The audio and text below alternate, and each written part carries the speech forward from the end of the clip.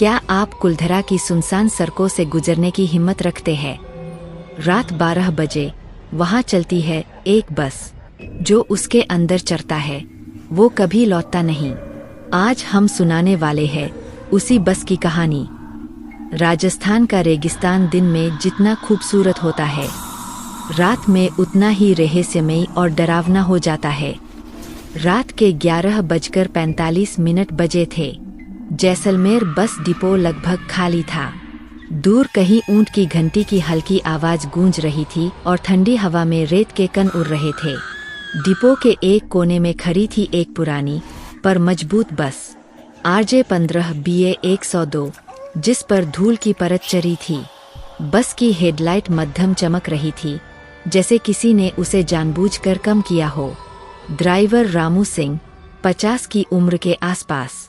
रेगिस्तानी हवा से झुलसा चेहरा, आंखों में अनुभव और थकान दोनों थे। उसके बगल में था उसका कंडक्टर भंवरलाल, 30 की उम्र में, हमेशा हंसमुख रहने वाला लेकिन अंदर से बेहद डरपोक। भंवरलाल ने झाड़ू से बस का फर्श साफ करते हुए कहा, भाई रामू, आज फिर कुलधरा वाले रास्ते से ही चलना पड़ेगा क्या? सुना है कल रात फिर कुछ हुआ है वहाँ।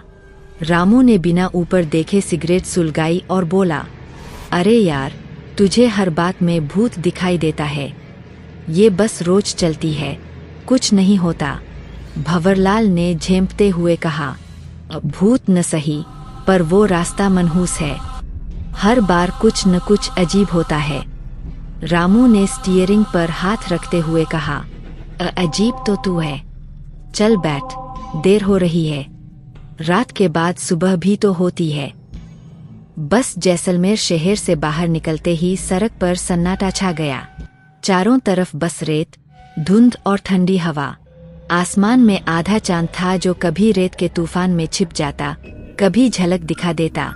भंवरलाल ने बस की खिड़की बंद करते हुए कहा, ये हवा बहुत ठंडी है भाई, लगता है आज कुछ गड़बड़ जरूर होगी। रामू ने हल्के मुस्कान के साथ कहा, तेरे लिए हर रात गड़बड़ है। डर छोड़ और गाना सुन।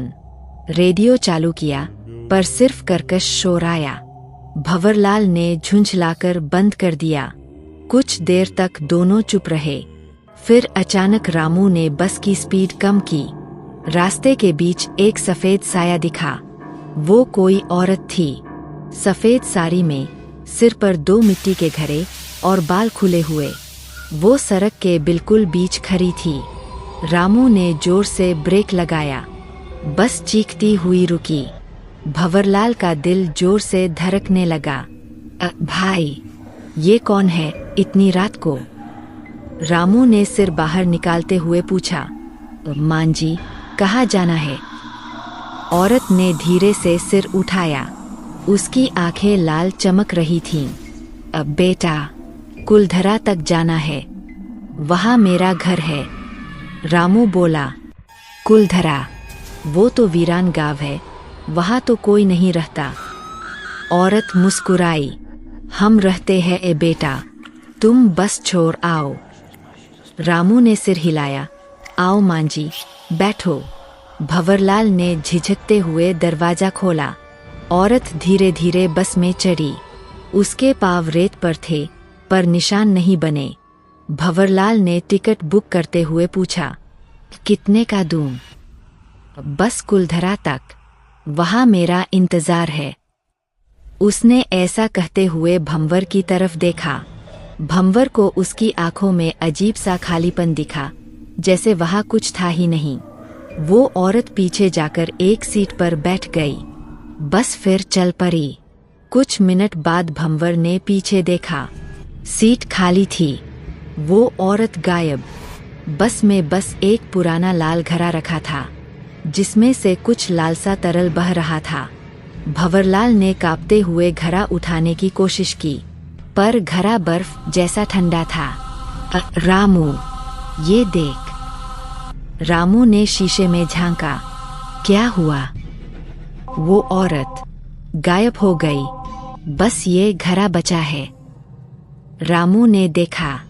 घड़े पर मिट्टी में उभरा हुआ नाम लिखा था, लाचछी। रामू ने तुरंत बस रोकी। तूने क्या कहा? लाचची। भंवरलाल बोला। हाँ, घरे पर यही लिखा है। रामू का चेहरा फीका पड़ गया। उसने धीरे से कहा, उस सदियों पहले कुलधरा में लाचची नाम की एक लड़की थी, बहुत सुंदर पर बहुत बदनसीब। भंवर ने पूछा, कौन थी वो? रामू ने लंबी सांस ली। सुना है, पालीवाल ब्राह्मणों का गांव था कुलधरा। वहां की बेटी लाचची से जैसलमेर के दीवान को प्यार हो गया, पर लाचची ने इनकार कर दिया। दीवान ने जबरदस्ती की कोशिश की और तब गांव वालों ने फैसला किया कि वे सब गांव छोड़ देंगे। जाते जाते उन्होंने श्राप दिया, जो इस धरती पर कदम रखेगा वो चैन से नहीं जिएगा। भंवरलाल ने कांपते हुए कहा, तो ये वही लाचची है? रामू ने स्टीयरिंग कसते हुए कहा, शायद उसकी आत्मा अब भी रास्ते पर भटकती है। बस अब फिर चल पड़ी, पर बाहर का मौसम अजीब हो गया था। कोहरा इतना घना कि हेडलाइट की रोशनी बस 2 फीट तक जा रही थी। बस का इंजन कराहने लगा, स्पीड घटती जा रही थी। भंवरलाल ने कहा, ब्रेक लगाओ भाई, कुछ दिख नहीं रहा। रामू ने ब्रेक दबाया, पर ब्रेक काम नहीं कर रहे थे। बस खुद ब खुद चल रही थी। अब रेडियो अपने आप चालू हो गया। एक पुराना भजन बजने लगा, कुलधरा माता री जय, कुलधरा माता री जय। भंवरलाल ने डर के मारे रेडियो को झटका दिया। रेडियो बंद हुआ, पर आवाज जारी रही, मानो कहीं और से आ रही हो। रामू ने शीशे में देखा, पीछे की सीट पर कोई बैठा था। वो वही औरत थी। उसका सिर झुका हुआ था, बाल चेहरे पर बिखरे हुए। रामू ने देखा तो उसकी सांस रुक गई। उसके पैरों के पास रेत का ढेर था और रेत धीरे धीरे बह रही थी, जैसे वो घुल रही हो। भंवरलाल ने कांपते हुए कहा, रामू, पीछे मत देखना, वो वही है। रामू ने आवाज धीमी रखी, चुप रह, डर मत फैला। पर अब बस के अंदर ठंडी हवा के झोंके आ रहे थे। खिड़कियां अपने आप खुल रही थीं। सीटें चरमराने लगीं जैसे कोई उन पर बैठ रहा हो।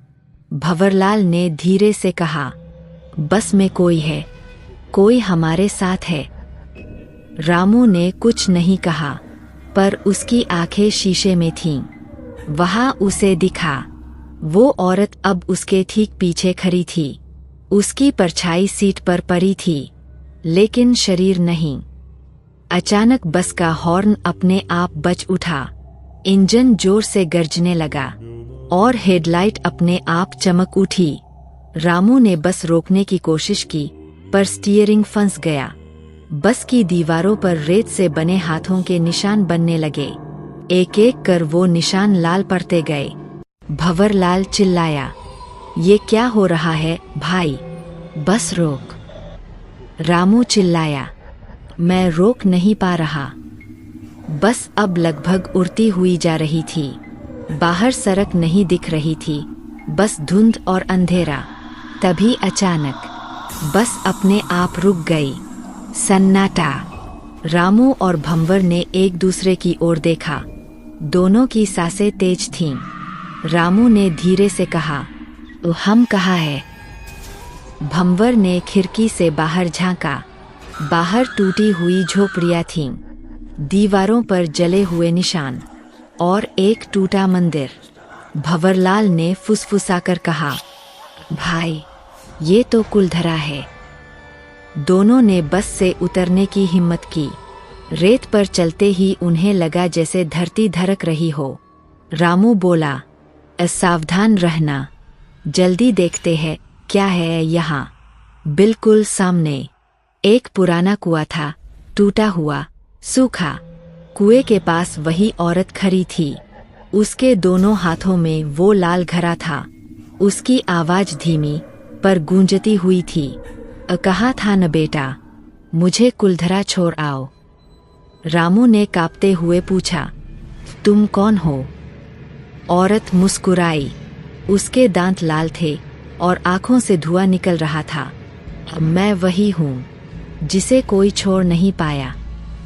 इतना कहते ही वो औरत गायब हो गई, पर उसके घरे वहीं रह गए, जिनसे धुआं उठकर आसमान में घुलने लगा। रामू और भंवरलाल बस की ओर भागे, पर बस अब वहाँ नहीं थी।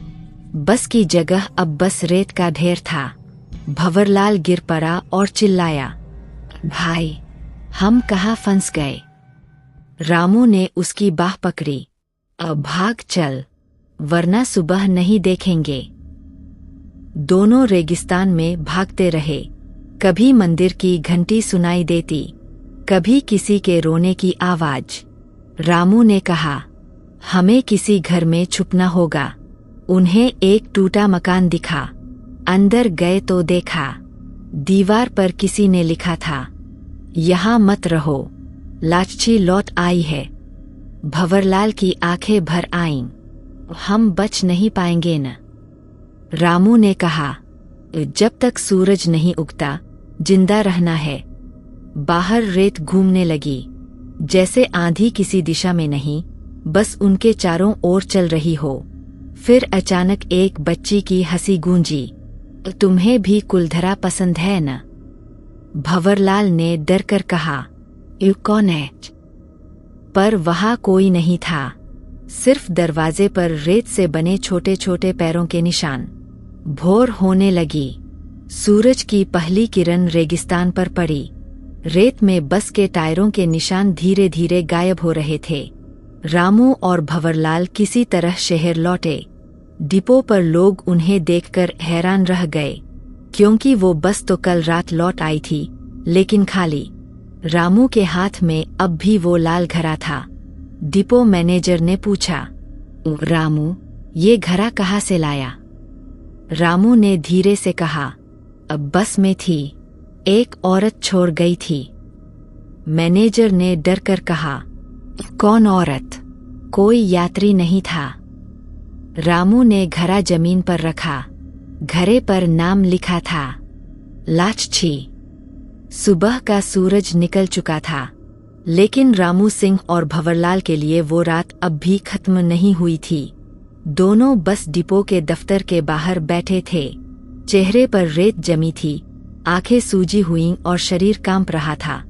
डिपो मैनेजर हरीश चौधरी उनकी बातों पर विश्वास नहीं कर पा रहा था। अब रामू, तुम कह रहे हो बस खुद चलती रही और फिर कुलधरा में गायब हो गई? रामू ने सिर झुकाकर कहा, हाँ साहब, पर हम दोनों तो उसमें थे। फिर बस शहर कैसे लौट आई? भंवरलाल ने धीरे से कहा, और वो औरत, वो लाचची, वो कौन थी साहब? हरीश चौधरी ने गंभीरता से कहा, लाचची, ये नाम मैंने पहले भी सुना है। 50 साल पहले भी एक ड्राइवर बोला था कि उसने कुलधरा के पास एक औरत को लिफ्ट दी थी। उसके बाद बस कभी नहीं मिली। हरीश चौधरी ने पुराने रजिस्टर की मोटी फाइल निकाली। उसमें लिखा था, बस न RJ 15 BA 102, 12 अगस्त 1973, चालक मोहन सिंह, स्थिति लापता। रामू ने चौंक कर कहा, पर ये तो वही नंबर है जो हमारी बस का है। हरीश ने फाइल बंद की और बोला, इस बस को 1973 में रेत में दबी मिली थी और उसके बाद हमने नई बॉडी में वही नंबर डाल दिया था। भंवरलाल का चेहरा सफेद पड़ गया। मतलब हमारी बस पहले से ही शापित थी। हरीश ने कहा, कुलधरा का श्राप आज भी जीवित है। जो उस रास्ते पर जाता है लौटता जरूर है, लेकिन वही नहीं रहता। दोपहर तक दोनों ने हिम्मत जुटाई और बस को फिर से देखने गए। बस डिपो के पिछवाड़े में खड़ी थी।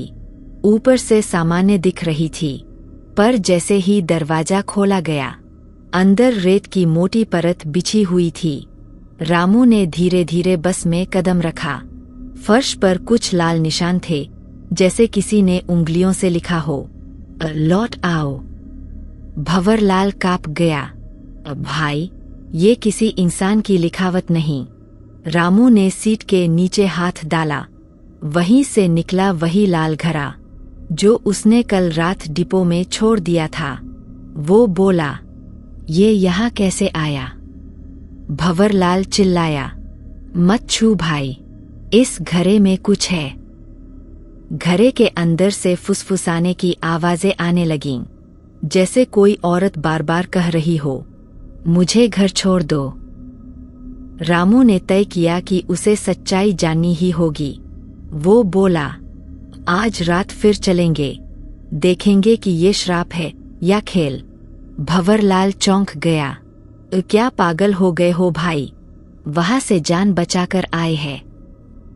रामू ने सख्ती से कहा, जो डर गया वो मर गया। हमें जानना होगा कि वो औरत क्या चाहती है।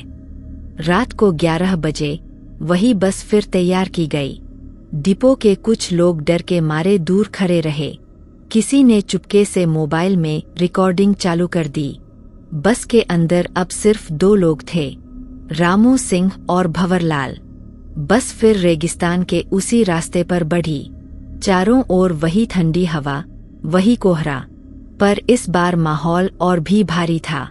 भंवरलाल ने डरते हुए कहा, भाई, ये रास्ता आज कुछ ज्यादा शांत है। रामू ने कहा, शायद इसलिए कि वो हमें देख रही है। बस धीरे धीरे कुलधरा की ओर बढ़ रही थी। अचानक सड़क के किनारे लाल साड़ी में एक लड़की दिखी। सफेद नहीं, इस बार लाल। वो धीरे धीरे बस के सामने आई और हाथ उठाया। रामू ने बस रोकी। वो लड़की मुस्कुराई, बस में जगह है।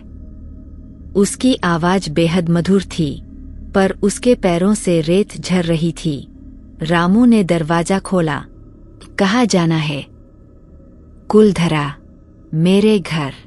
भंवरलाल की सांस रुक गई। भाई, ये वही है।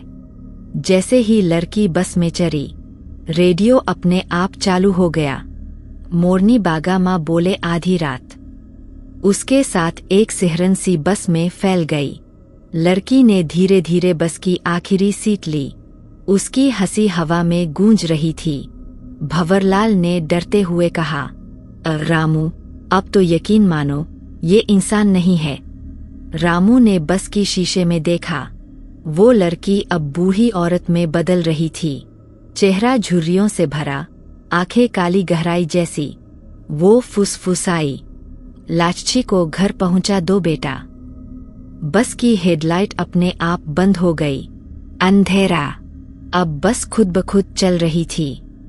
कई मिनटों की सिहरन के बाद बस धीरे धीरे एक पुराने पत्थर के दरवाजे के सामने रुक गई, जहां लिखा था, कुलधरा ग्राम शापित स्थल, प्रवेश वर्जित। भंवरलाल ने कांपते हुए कहा, अब वापस चले रामू, प्लीज। पर रामू किसी सम्मोहन में था। उसने बस का दरवाजा खोला और उतर गया। भंवरलाल चिल्लाया, रामू, मत जा। पर वो नहीं रुका। उसके पीछे वही औरत उतर गई। इस बार उसके हाथ में वो लाल घड़ा नहीं, बल्कि दिया था। दोनों सीधे उस टूटे मंदिर की ओर बढ़े। मंदिर के अंदर अब भी वही पुराना कुआं था। लाचची ने दिया उसके किनारे रखा और कहा, देखो, यहाँ हमारी आत्माएं फंसी है। जो हमें भूल जाते हैं, वो खुद भटकते हैं। रामू ने पूछा, तुम्हें मुक्ति कैसे मिलेगी? घड़ा लौटा दो, उसे वहीं रखो जहां से मैंने लिया था। रामू ने हैरान होकर कहा, पर घड़ा तो बस में है। वो बोली, तो बस भी यहाँ आ जाएगी। इतना कहते ही दूर से बस का हॉर्न सुनाई दिया, पर कोई चला नहीं रहा था। बस खुद मंदिर के सामने आकर रुकी। इंजन बंद, पर लाइटें जल रहीं। अचानक रेत का तूफान उठा। पूरे मंदिर के चारों ओर गोलाकार घूमने लगा। रेत के बीच सैकड़ों चेहरों के साए दिखाई दिए। पुरुष, औरतें, बच्चे, सभी पालीवाल ब्राह्मणों के। सब एक साथ बोले, हमारा श्राप कोई नहीं तोड़ सकता। जिसने कुलधरा को छुआ, वो फिर चैन से नहीं जिएगा। भंवरलाल चिल्लाया, हम तो बस ड्राइवर है। हमने क्या किया? लाचची ने धीरे से कहा, तुमने श्रापित रास्ते को छुआ है, अब लौटने की कीमत चुकानी होगी। रामू ने हिम्मत जुटाई, अगर हम घड़ा वापस रख दे तो? लाचची बोली, एक ही लौट सकता है, दूसरा यहाँ रह जाएगा। रामू ने अपने दोस्त की तरफ देखा। भंवरलाल डर से काँप रहा था।